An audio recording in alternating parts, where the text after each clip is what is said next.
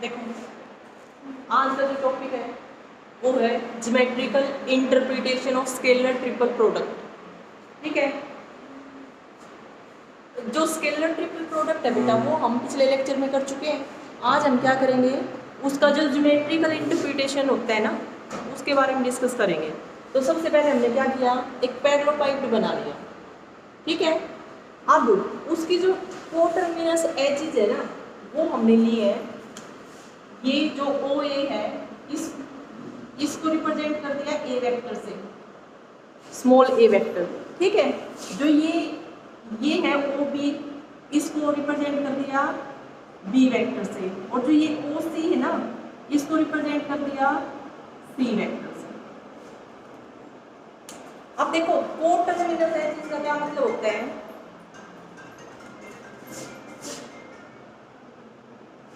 कोटर्मिनस edges का क्या मतलब होता है बेटा, उन जैसे ये है यहाँ पर ओ ए ओ बी ओ सी। ठीक है, कोटर्मिनस वेक्टर्स जो होते हैं जैसे को इनिशियल वेक्टर थे, को इनिशियल वेक्टर किनको बोलते थे, दो या दो से ज्यादा वेक्टर जिनका इनिशियल पॉइंट सेम हो, है ना।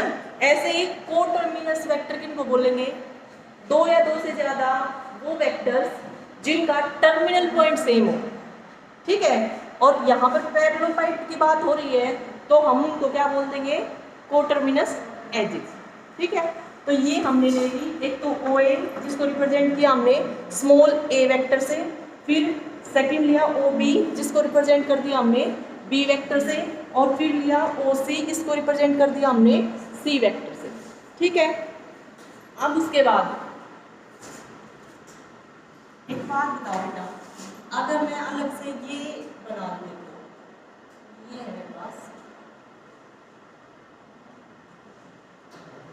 क्या ये पैरेललोग्राम नहीं है, ए ओ बी एल पैरेललोग्राम है। और एरिया ऑफ पैरेललोग्राम मैंने जब बेसिक करवाया था इसका रिव्यू चैप्टर, उसमें मैंने आपको बताया था area of parallelogram with two adjacent sides, एक तो ओ ए ये ए वेक्टर और ये बी वेक्टर। क्या होता है उसका एरिया बेटा, area of parallelogram O A L B is equal to, बताओ, magnitude of A cross B, यही है। अब अगर मैं ए क्रॉस बी वेक्टर की बात करूं, अगर मैं सिर्फ ए क्रॉस बी वेक्टर की बात करूं बच्चों, तो ए क्रॉस बी वेक्टर क्या होता है, मैंने क्रॉस प्रोडक्ट में आपको बताया था, दो वेक्टर्स की जब हम क्रॉस प्रोडक्ट करते हैं तो ए क्रॉस बी आता है। और ए क्रॉस बी होता क्या है, ए क्रॉस बी वो वेक्टर होता है जो कि परपेंडिकुलर होता है किस प्लेन के, जिस प्लेन में ए और बी वेक्टर होते हैं, यही बताया था। तो यहाँ पर ए क्रॉस बी वेक्टर अगर मैं देखना चाहूँ ए क्रॉस बी, तो कहाँ पर आएगा, ए वेक्टर बी वेक्टर इस प्लेन में है, और इसके परपेंडिकुलर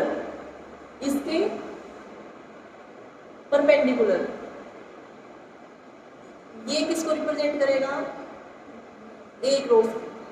ठीक है, ये डायरेक्शन होगी उसकी। क्यों किया ये हमने पता चल गया, क्योंकि जो क्रॉस प्रोडक्ट और वेक्टर प्रोडक्ट मैंने आपको बताया था उसमें मैंने आपको ये डिफाइन कर दिया था पहले ही कि जो क्रॉस प्रोडक्ट होती है दो वेक्टर्स की, और वो दो वेक्टर मैंने ले लिए ए और बी। ठीक है, तो ए क्रॉस बी जो आएगा आपके पास वो वेक्टर होगा एक, और किसके परपेंडिकुलर होगा, perpendicular to the plane containing vector A and vector B. ठीक है, तो इसके परपेंडिकुलर हमने ले लिया ए क्रॉस बी वेक्टर। आ गया यहाँ तक समझ।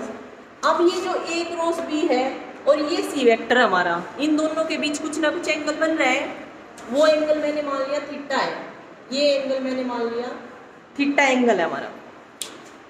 ठीक है, अब ये एंगल थीटा ले लिया, तो देखो अगर हम मतलब स्केलर ट्रिपल प्रोडक्ट को है ना, इसमें जो इक्वल आएगा वो वॉल्यूम ऑफ पैरेलल पाइप के इक्वल आएगा। और वॉल्यूम ऑफ पैरेलल पाइप क्या होता है? एरिया इसका into height of parallelepiped. ठीक है, तो हाइट अगर मैं इसकी देखूं तो देखो हमने क्या किया है, इसी के पैरेलल, इसके पैरेलल बेटा,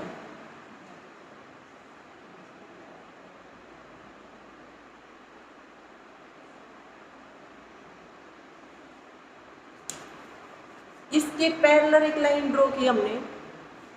ये क्या होगी आपके पास? Height of parallelepiped. ठीक है, अगर मैं वैसे समझाना चाहूँ आपको, ये देखो अगर यही ले लें तो यहाँ से यहाँ तक क्या होगी? हाइट। ठीक है, वही यहाँ पे किया है। अब यहाँ पे क्या कर दिया, इसका परपेंडिकुलर ये ले लिया, इस परपेंडिकुलर के पैरेलल ये लाइन ड्रॉ कर दी, ये height of parallel pipe draw की। ठीक है, इसको हमने बोल दिया स्मॉल पी। ये यहाँ से यहाँ तक का जो डिस्टेंस है इसको हमने स्मॉल पी से डिनोट कर दिया। ओ से इस पॉइंट को मिला दिया, इस पॉइंट को अगर मैं बोल दूँ डी, तो एक बात बताओ बच्चों, ये एंगल कितना बनेगा? ये एंगल कितना बनेगा? 90, क्योंकि परपेंडिकुलर ही तो लिया है, इसके पैरेलल है ये लाइन, लेकिन ये तो परपेंडिकुलर है इसके, तो यहाँ से ये जो एंगल बना हमारे पास, ये भी कितना बन गया? 90 डिग्री। अब ये एंगल थीटा है। देखो दो पैरेलल लाइंस आपके पास, ये दो पैरेलल लाइंस है और एक लाइन को कट कर रही है। ठीक है, ये क्या है आपके पास? ए क्रॉस बी वेक्टर जिसको रिप्रेजेंट कर रहा है। ठीक है, और ये वाली जो पी है आपके पास, और ये एंगल कितना है? थीटा। अगर ये एंगल थीटा है तो ये एंगल कितना आ जाएगा? थीटा। तो ये एंगल भी थीटा आ गया। प्रॉपर्टी लोअर क्लास में कर चुके हो आप, है ना? तो यहाँ से ये एंगल अगर आपका थीटा है और ये दोनों लाइन पैरेलल लाइंस हैं और इनको एक लाइन कट कर रही है ये एंगल थीटा, तो ये एंगल भी क्या आ जाएगा बच्चों? थीटा। ठीक है, ये एंगल आ गया हमारे पास थीटा। अब देखो मेन काम क्या रह गया हमारा, कि हम इस P की वैल्यू निकालना चाह रहे हैं। ठीक है, इस P की वैल्यू फाइंड आउट करना चाह रहे हैं, तो P की वैल्यू कैसे निकलेगी बच्चों? देखो इस ट्रायंगल को मैं अलग से बना देती हूँ। क्या है आपके पास?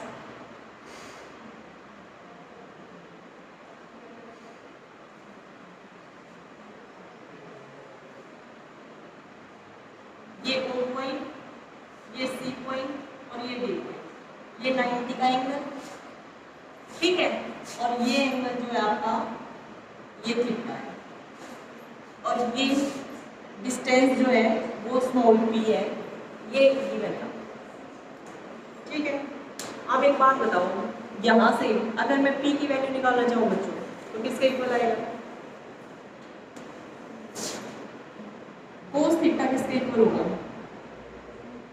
Cos theta base upon hypotenuse, और बेस क्या है बेटा यहाँ पे? यही है CD। क्योंकि देखो अब कोई बच्चा ये सोच रहा होगा मैम बेस तो ये है OD, बेस ये नहीं है बेटा। बेस ये इसलिए नहीं है क्योंकि अगर मान लीजिए ये एंगल है मेरे पास फाई, अगर मैं कोस फाई की वैल्यू निकाल दी ना तो कोस फाई के केस में क्या होता? ये हो जाता बेस। ठीक है, उसमें OD बाय हाइपोटेन्यूज OC ये वैल्यू आती है, लेकिन हम कोस थीटा की वैल्यू फाइंड आउट करना चाह रहे हैं, तो बेस हमारा क्या है? ठीक है, तो यहाँ से बेस अगर मैं लिखूँ तो CD अपॉन हाइपोटेन्यूज OC। यहाँ तक आ गया सबको समझ? अब कोस थीटा की ये वैल्यू आ गई, तो यहाँ से देखना cos theta is equal to CD small p, यही ले रखा है हमने, और OC O C small C vector से रिप्रेजेंट कर रखा है हमने, है ना। तो यहाँ पे देखो, कोई बच्चा बताएगा ओ से सी तक डिस्टेंस कितना है?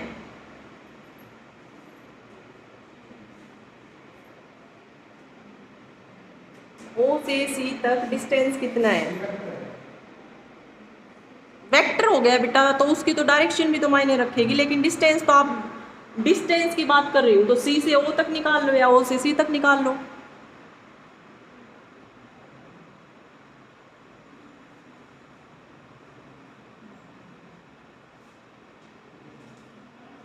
बताओ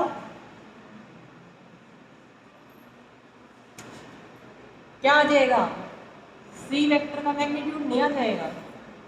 जब मैंने फर्स्ट लेक्चर में आपको मैग्नीट्यूड की डेफिनेशन बताई थी, तो यही बताई थी ना कि एक डायरेक्टेड लाइन सेगमेंट है। क्या बताया था आपको? ये डायरेक्टेड लाइन सेगमेंट है, ये ए पॉइंट है, ये बी पॉइंट है, ए से बी तक कोई वेक्टर है, तो अगर मैं उसका मैग्नीट्यूड निकालना चाहूँ तो मैग्नीट्यूड क्या होगा? ये ए से बी तक कितना डिस्टेंस है, यही बताया था फर्स्ट लेक्चर में। तो यहाँ पर भी अगर मैं ओ सी डिस्टेंस की बात कर रही हूँ, तो डिस्टेंस कितना आ जाएगा? सी वेक्टर का मैग्नीट्यूड, जो कि मैंने यहाँ लिख देते हैं, ये कोस थीटा की वैल्यू आ गई। यहाँ से पी की वैल्यू निकाल लो, पी किसके इक्वल आ जाएगा? मैग्नीट्यूड सी और कोस थीटा। ये क्या आ गया बच्चों? हाइट ऑफ द पैरेललोपाइड, यही लेके चले थे ना हम, हाइट ऑफ पैरेललोपाइड। ठीक है, देखो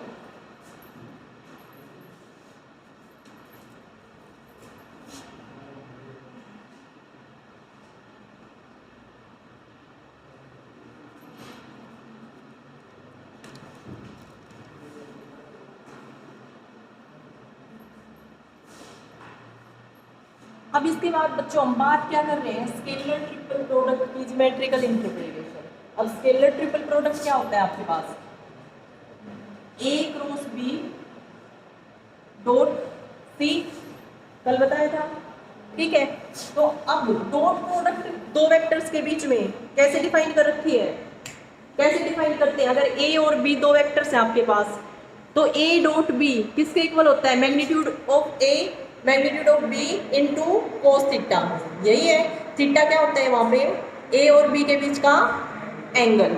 ठीक है, तो यहाँ पर एक वेक्टर है हमारे पास ए क्रॉस बी, दूसरा है सी, तो इनकी डॉट प्रोडक्ट में डिफाइन कर रही हूँ, तो magnitude of A cross B, फिर मैग्नीट्यूड ऑफ सी, और साथ में कोस थीटा। और थीटा क्या है बच्चों? Where theta is the angle between A cross B and C vector, यही है थीटा। यही तो लिया था हमने, ए क्रॉस बी और सी के बीच का एंगल। ठीक है, तो ये आ गया यहाँ तक सबको समझ। अब एक बात बताओ बेटा, ए क्रॉस बी का मैग्नीट्यूड, ये तो क्या आया हुआ है? एरिया, है ना, और इसकी वैल्यू क्या आई हुई है? Height of. तो यहां से हम क्या लिख सकते हैं? यहां से हम क्या लिख देंगे? A B C. Scalar triple product को ऐसे भी तो लिख सकते हैं ना हम, कॉम्पैक्ट फॉर्म में। ये लिख दिया मैंने, इसकी वैल्यू पुट कर दी क्या?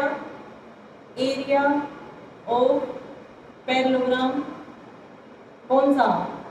ओ ए एल बी, यही है। और इसकी जगह पे वैल्यू पुट कर the small P. Small P क्या था आपके पास? स्मॉल पी पुट कर दो, या फिर हाइट ऑफ पैरेललोपाइड। ठीक है, और ये किसके इक्वल आ गया? वॉल्यूम,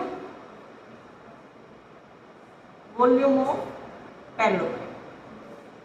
ठीक है, तो ज्योमेट्रिकल इंटरप्रिटेशन आपने क्या देखा उसमें कि जो ए बी सी अगर आपके पास 3 वेक्टर्स हैं, ठीक है, कोटरमिनस वेक्टर्स है, और अगर आपको उनकी स्केलर ट्रिपल प्रोडक्ट निकालनी है तो वो किसके इक्वल आ जाएगी? Volume of parallelepiped. ये था आपके पास। एक बार मैं फिर से रिपीट कर देती हूँ।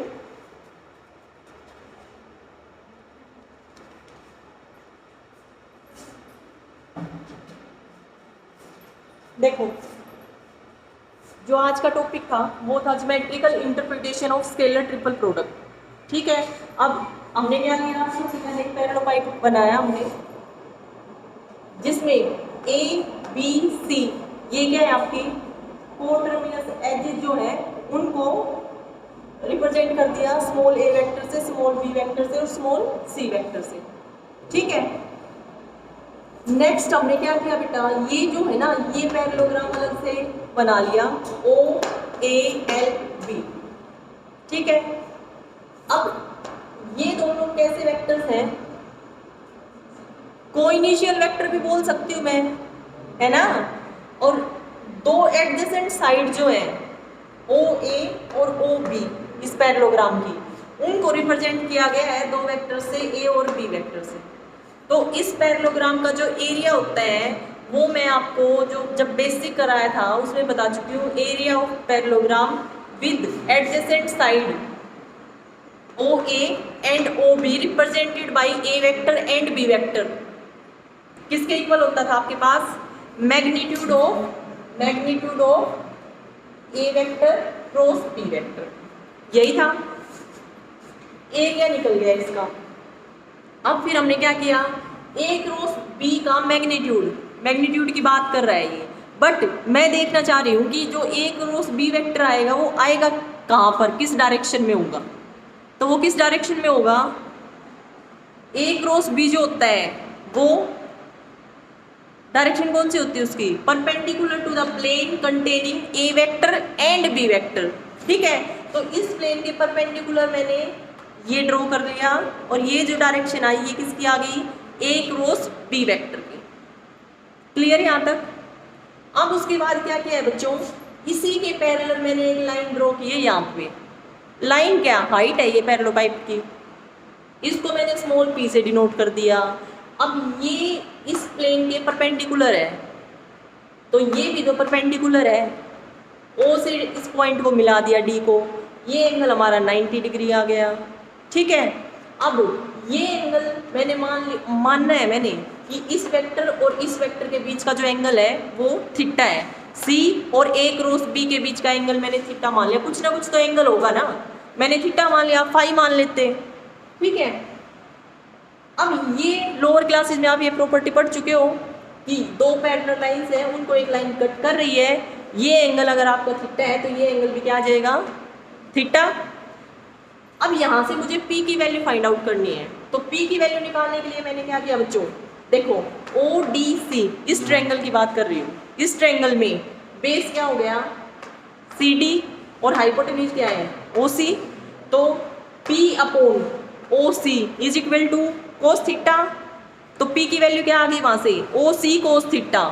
लेकिन OC क्या है आपके पास? OC, O से C तक का जो डिस्टेंस है वो तो इस वेक्टर का मैग्नीट्यूड ही तो है।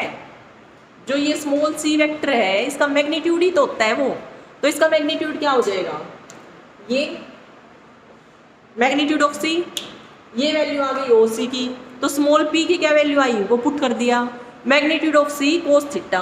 थीटा क्या है? Angle between a cross b and c vector. यहाँ तक क्लियर? फिर निकालना क्या था हमें? Scalar triple product. इसी की तो ज्योमेट्रिकल इंटरप्रिटेशन देख रहे हैं हम। तो यहाँ पे हमने क्या किया? a cross b dot c ये निकाल रहे हैं, और दो वेक्टर्स के बीच की जो डॉट प्रोडक्ट डिफाइन की गई है वो इस तरह से डिफाइन की गई है, magnitude of a cross b, फिर मैग्नीट्यूड ऑफ c और कोस थीटा। थीटा क्या है यहाँ पे? Angle between a cross b and c। ठीक है, यहाँ से मैंने इसको कॉम्पैक्ट फॉर्म में लिख लिया। Scalar triple product of A B C is equal to किसके इक्वल आ गया? ये तो मैं निकाल चुकी हूँ पहले ही, area of parallelogram O A L B into ये किसके इक्वल था, स्मॉल p के, है ना।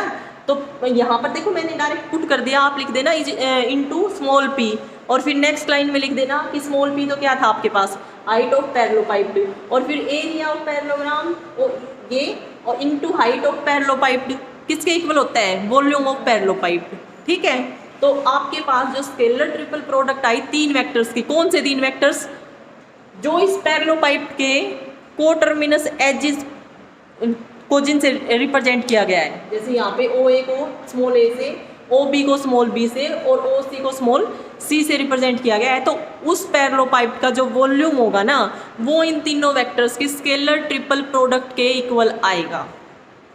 ये आ गया सबको समझ।